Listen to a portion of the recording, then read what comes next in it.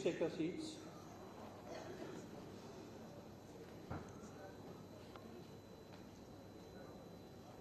May I now request the Ambassador of India, His Excellency Mr. Ram Karan Verma, to give his welcome remarks. Sir.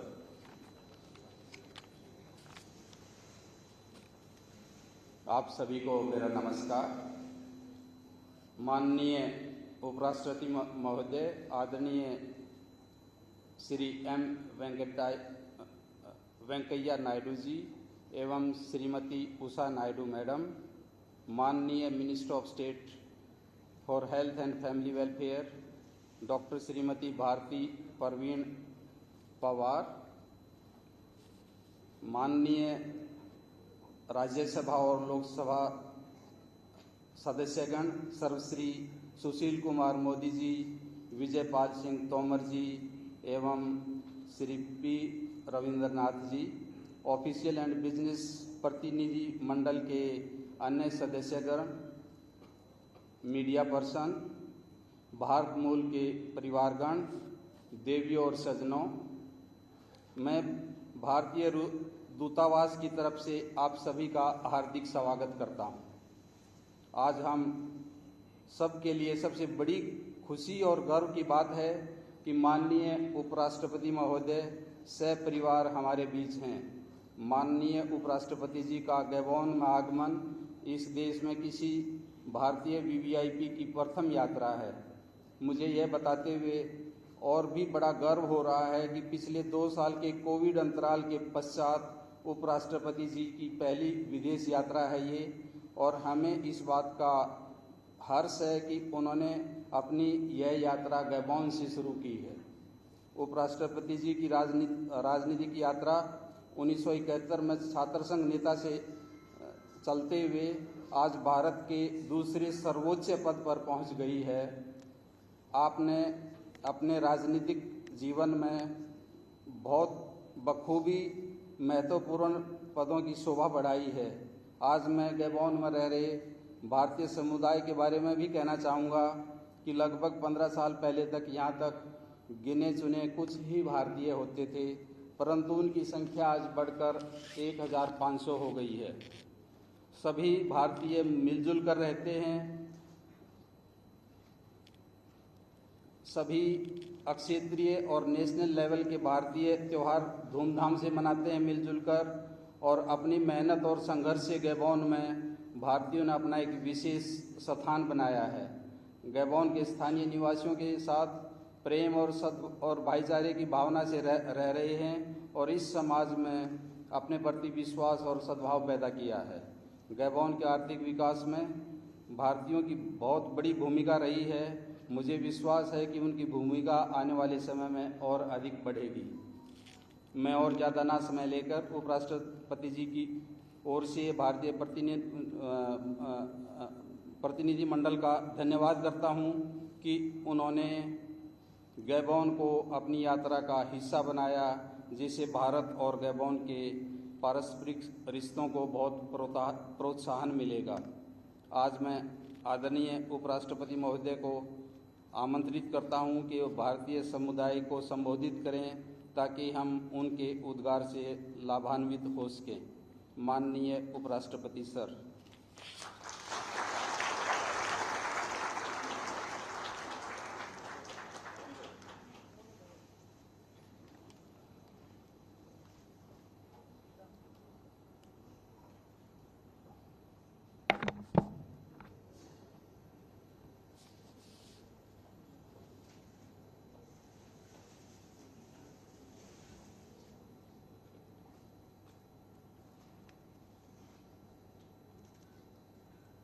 प्रिय बहनों और भाइयों, आज यहाँ गबन में रहने वाले भारतीय मूल निवासियों के साथ मिलने का शुभ अवसर मिला है। मेरा मन में बहुत प्रसन्नता है, मगर थोड़ा सा कल से मुझे रनिंग नोज, जिसको कहते हैं ना सर्दी, के कारण से थोड़ा कंफर्टेबल नहीं, फिर भी हम लोगों ने यहाँ अधिकृत कार्यक्रम के लिए आया और आप लोगों से ना मिलना, इससे हमारा कार्यक्रम अधूरा रहेगा।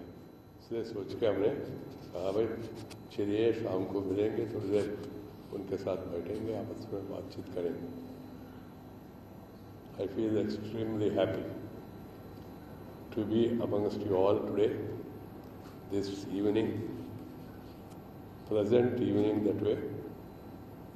And I feel it's a privilege and honor for me and my members of the delegation to meet and greet Indian sisters and brothers who are all staying here. I bring warm greetings from India and all the people of India and also government to all of you, and wish you all very bright, happy, prosperous future here in this country.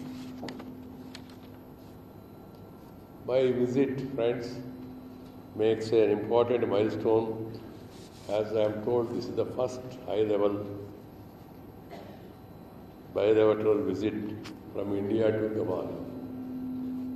The visit is even more important at a time when India is celebrating 75th आज़ादी का अमृत महोत्सव हम लोग मना रहे हैं पूरा देश में।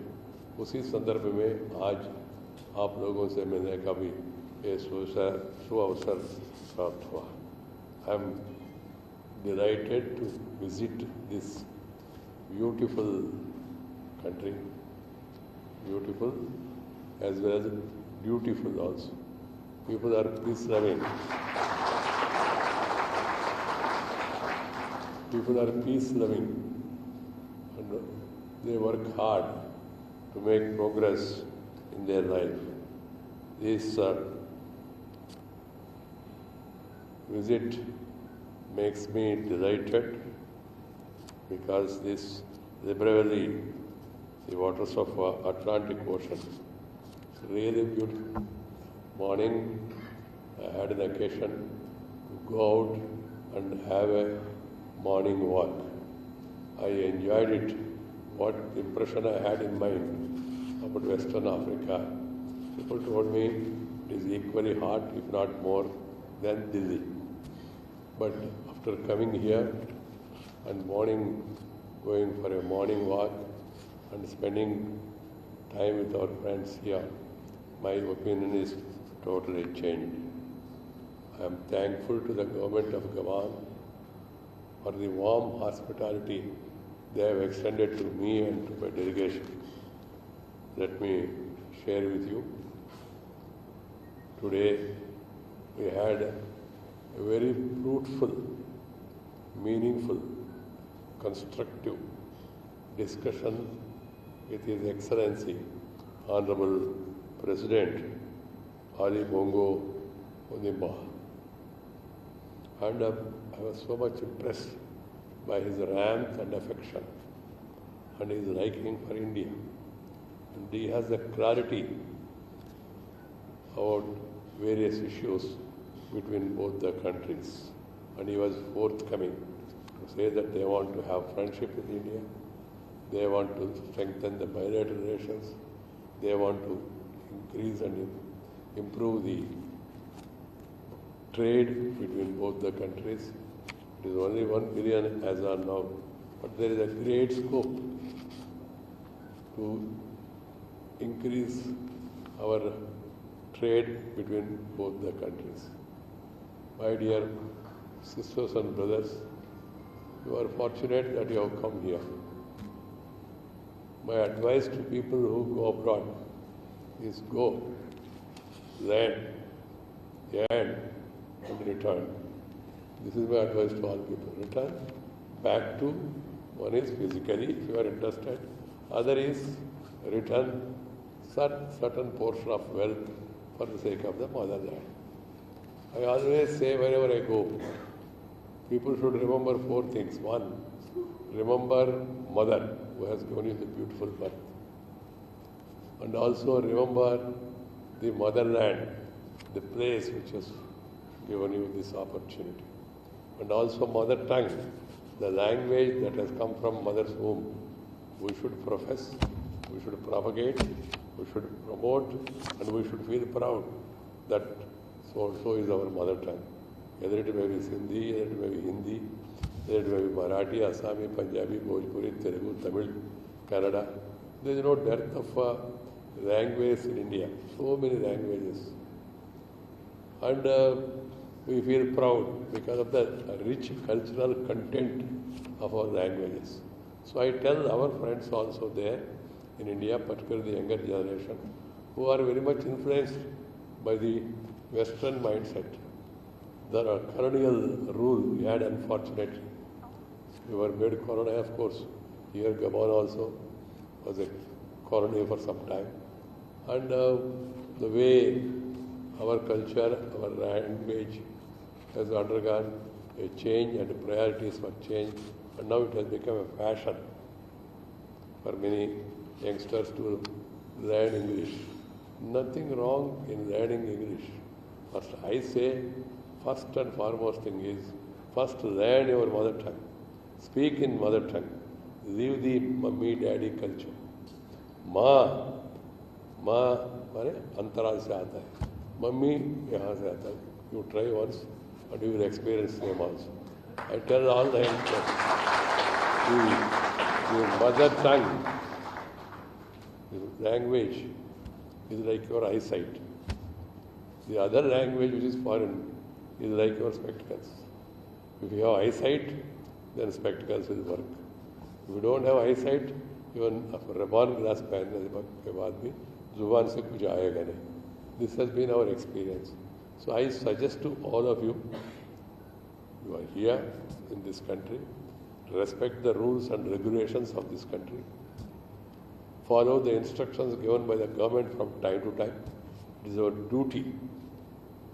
When we go to other country and the country provides you hospitality, we must respect their laws, their conventions, their customs, systems.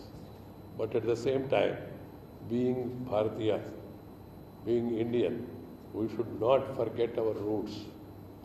We should promote the roots within the family, with the children. You tell them what our grandfathers, grandparents have given us, and that rich cultural heritage they have given to us. Family system, respecting grandmother, grandfather, respecting parents, respecting mother tongue, respecting nature. This has to be remembered by one and all. That's why I advise youngsters, nature, culture, together for better future. Nature, culture, together for better future. This has to be remembered. And I am here in a country which gives maximum importance to biodiversity. I am told a country of this size, they have more than 11 or 12 biodiversity parks.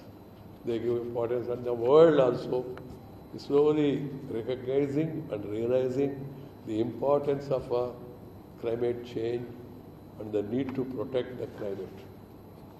We are seeing the challenges posed by the climate change that are happening across the globe. Things are going haywire. The reason is people started playing with the nature. We did not respect the nature. That's why nature is showing its fury on us. Untimely rains or no rains according to season and reason.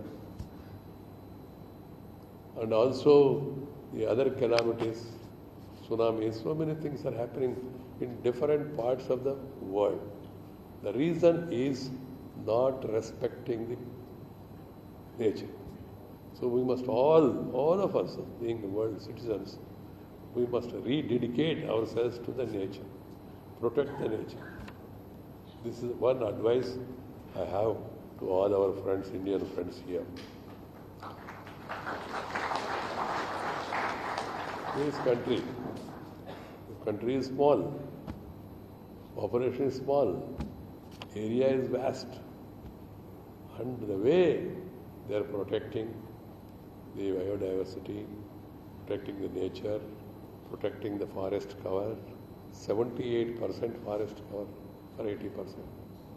It's really amazing. That will really help us to be healthy.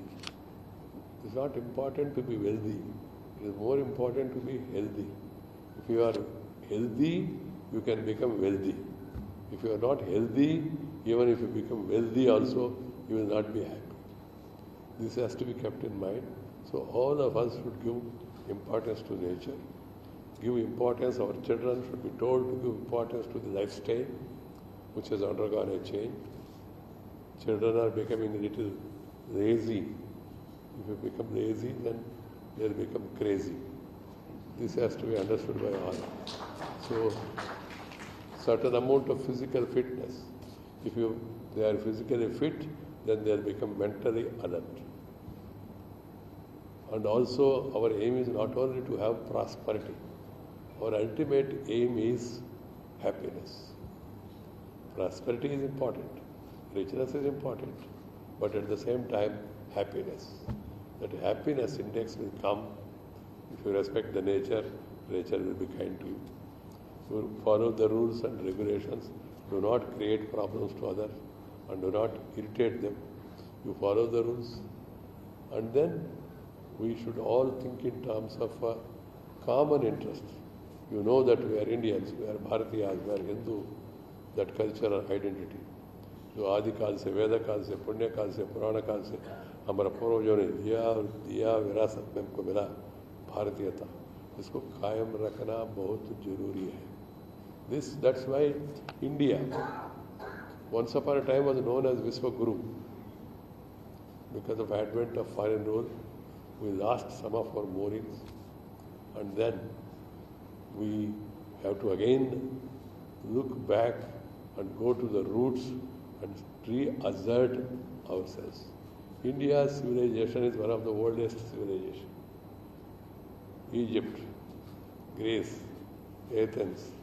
There are other civilizations which are also old. But what is the position of those civilizations? What is the position of India? One has to understand. India is on the move. We have inherent intelligence among our people. That's why whoever goes abroad in different parts of the world, Indians are in the forefront. Be it business, be it education, be it medicine. The top people, if you take America for example, the top people there in the IT sector, top people there in the medical sector, top people in the teaching Indians. The reason is there is inherent knowledge. What is required is the governments and the people, they have to recognize that and encourage. Today morning, I told the Honorable President, India will be happy to provide assistance for the Gabon youngsters.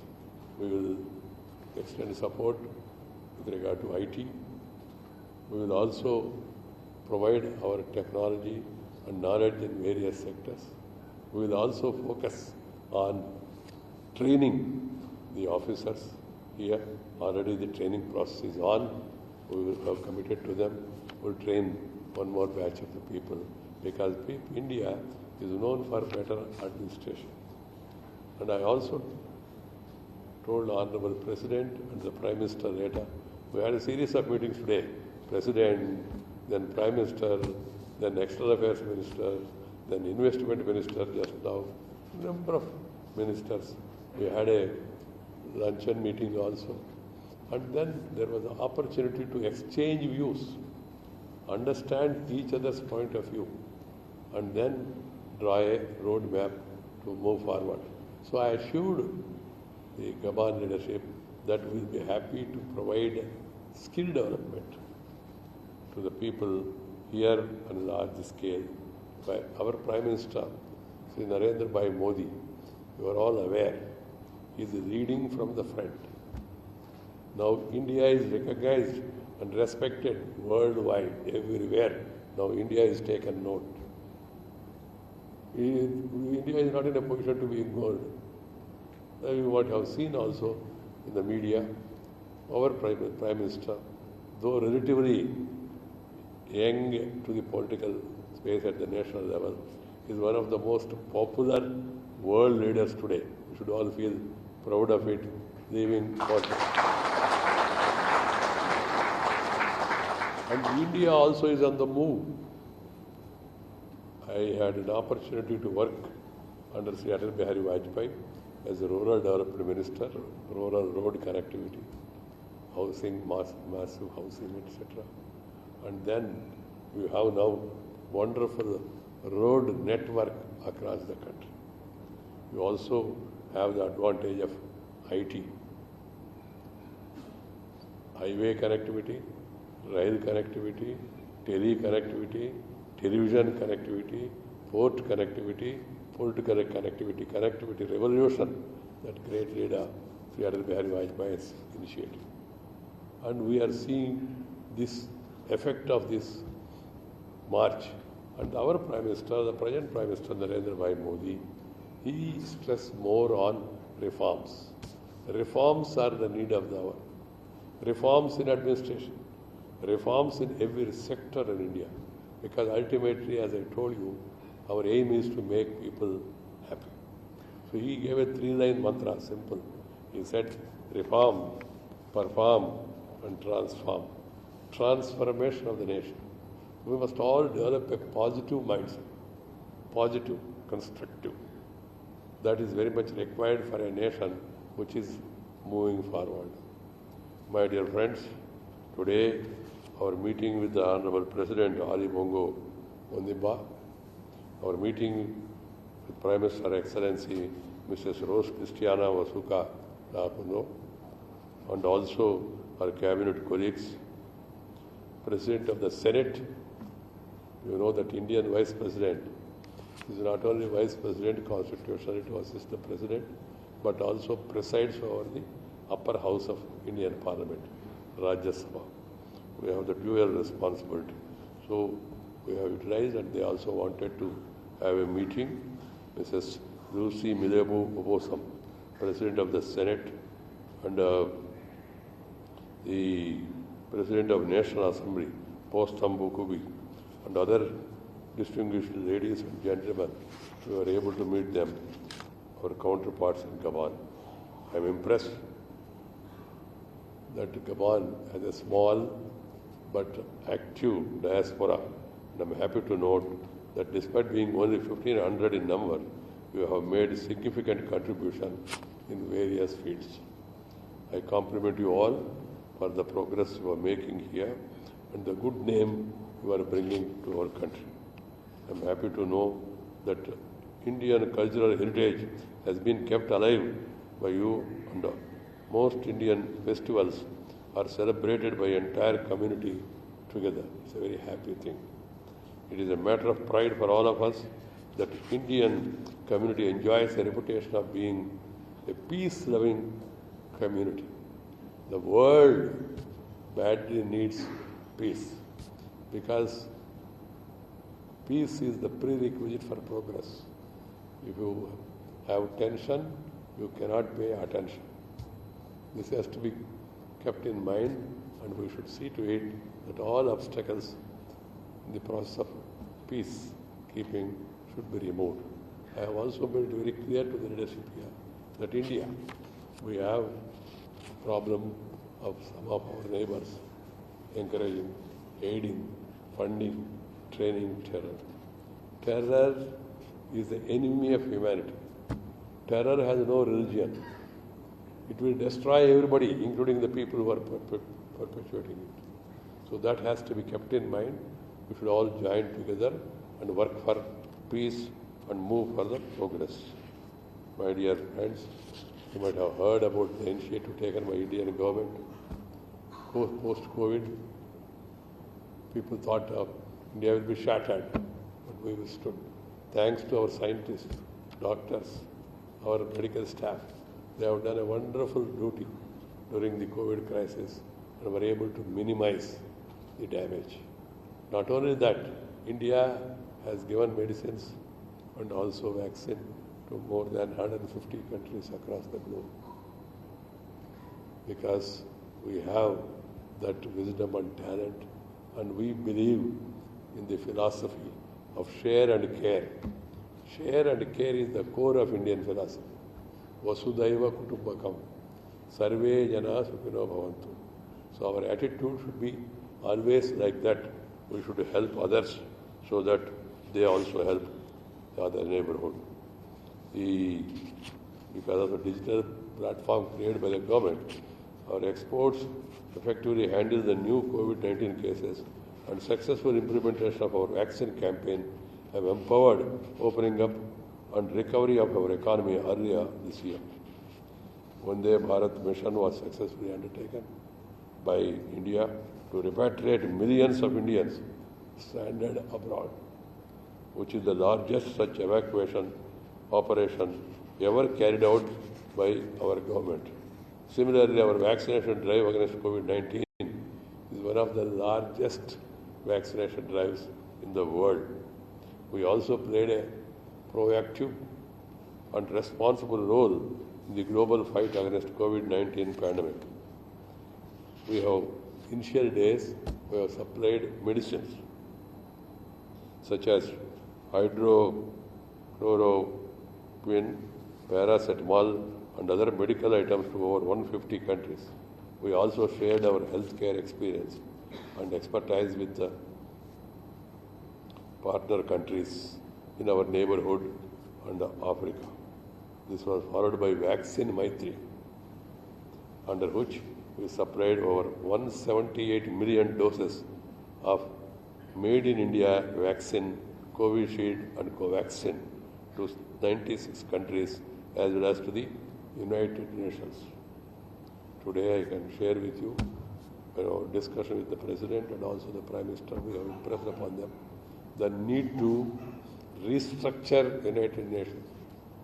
We are 1/6 of world population, and the importance to us in the United Nations Security Council is minimal. Even same case with regard to Africa also. Africa and India, they deserve more attention, and they should be given enough opportunities in the affairs of the United Nations Security Council. Otherwise, people think the United Nations means only they just talk, they are not able to do anything. And we have seen what is happening in Ukraine also. I don't want to interfere or make comments on the internal affairs of other countries, but at the same time, everyone should follow their dharma of not to interfere, not to transgress into the other's land and others' affairs. The people of the country, they should be allowed to elect, select choice of their governments and way of governance. We are the largest parliamentary democracy in the world. We feel proud of it. We conduct elections every 5 years without fail, sometimes more than 5 years, in between also. You know that. We have always had peaceful election.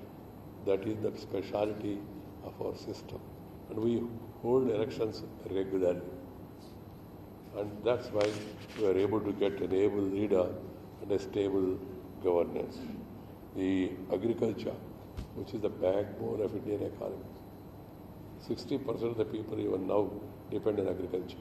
So we are focusing more and more in bringing reforms, structural changes in agriculture, and the government of India, led by Modi, along with industry, is giving more importance to the rural infrastructure, to the agriculture, crop insurance, price stabilization fund, and also giving adequate, timely information to the farming community about market conditions in different parts of the country. We are also trying to improve further the crop insurance also, which is very much vital. We are also having the Gati Shakti production-linked incentive schemes, which will drive investments, combined with supply chain strengthened by structural reforms taken in the past few months. This will deliver high post-COVID economic growth. You might have seen in newspapers, the one sector in India, in spite of COVID, all other sectors are affected to some extent. of course, except the pharma. Pharma was a need, so people in distress, they want medicines. But all other sectors affected. The only sector which has proved a positive growth is the agriculture sector. Thanks and hats off to our agricultural community, in spite of not being organized, in spite of not being that much educated. They have done wonders, and the production levels have increased in COVID. That is the greatness of our agriculture, because agriculture is basic culture of India from the age-old days. So we are giving more and more importance to agriculture. The FDI flows to India during 21-22 reached the highest level of our US dollar $83.57 billion. We also have largest startup programs in India, our youngsters, and nearly 100 unicorns, in which 40 were added in 2021 alone. That's how India is making progress. We also increased all-time high annual merchandise exports, about US dollar $418 billion in 21-22, by benefiting from a rebound in world economy and resurgence of industrial demand in advanced economies. My dear friends, brothers and sisters, I'm happy that our bilateral trade with Gabon has also increased exponentially in 21-22, but there is still scope for further expansion. There is huge potential for trade and investment between both the countries. We had a meeting of CII, Confederation of Indian Industry Trade Delegation from India, and also their counterparts here. They had a detailed discussion. We were also able to sign certain memorandum of understanding between both the governments. All these things are a positive sign. The Indian government announced setting up of 18 new missions in Africa with an aim to expand India's diplomatic footprint in this continent. This will certainly enhance our economic outreach in Africa and will be immense value to Indian industry interested in working in the continent. Today I can tell you the President has told me, he said, Mr. Vice President, there is enough vast agricultural land available. He said, you are welcome to come, take care of the agricultural land and increase the production, share the profit with us. This is a wonderful opportunity. I feel that our farmers can be encouraged to come here, identify. We don't want to usurp anybody's land. We don't believe in colonialism. We don't believe in expansionism. We believe in peaceful coexistence. So where there is a scope, the agriculture sector in India, definitely I think they will take care of this and also utilize the opportunity provided by the President in a friendly gesture. Africa has been receiving highest assistance from India. The project executed by our development partnership cover roads, railways, power, ports and shipping, telecommunication, health, education, aviation, energy and agriculture. They are the areas where we should work together further. My dear friends, I don't want to take much of your time. Each one of you should become an ambassador, not to replace the present ambassador, but to enhance the number of ambassadors. You are a goodwill ambassador on behalf of India. So if you perform better by your conduct, by your caliber, naturally the local population and the government here, they will be more interested to do business with India. You have established over the years bonds of friendship with Gabon citizens and are sharing your prosperity with them. Your interactions build bridges of understanding and appreciation of our cultures also. So I would urge you to maintain connection with India and see how you can play a positive, characteristic role in bringing prosperity to both Gabon as well as India. You can help shape a new India. Feel proud of our achievements in the last 75 years and share the joy of becoming an inspirational India. This is the aspiration of the Prime Minister. This is the aspiration of the people. So let us all join together, work together to take the country forward. That's my appeal to all of you. I can assure you that India is deeply committed to strengthen its bond to the diaspora and to attend your needs. The safety, security, welfare and well-being of Indians in all parts of the world is the priority for India. So I invite each one of you to join in our transformative journey and be partners in our growth. I would like to thank each one of you for positively responding to the invitation sent by Ambassador today, this evening, to come here, meet and greet. As I told you, I would have been much more happy to spend more time with you, interact with you, but for my ailment of having some temporary problem of the running nose and also to some extent body pains also. But I am sure it's temporary, it will be over and we will be able to move on together. After I leave also, the minister, the members of parliament from different parties, they will be here, they will spend some more time with you. You can interact with them also. I think they have been already introduced. Dr. Bharati Pawar. She is the Minister of Health in Government of India from the state of Maharashtra. And the other members is Sushil Modi, is former Deputy Chief Minister of Bihar, now member of Rajya Sabha. He is from Bihar, another larger state. Then we have our Tomarji. He comes from the largest part of India, UP. UP accounts to more than 20 crore people. And he comes from the agriculture background. So I'm here, he is also there. And then Mr. Ravindra Nath. Ravindra Nath is the youngest member of the delegation. He is from Tamil Nadu, belonging to Anna DMK party. You know that in Tamil Nadu, Amma party and Aya party both are there. He is from ADMK. His father was Chief Minister for some time and also Deputy Chief Minister also, Sri O.P. Pannir Selvam. So they are part of this delegation. Along with them, my Secretary to Vice President, Dr. I.V. Subbarao, he is also now part of the delegation. You have our Foreign Secretary who is looking after this region, Sridham Ravi, is also part of this delegation. And there are other friends.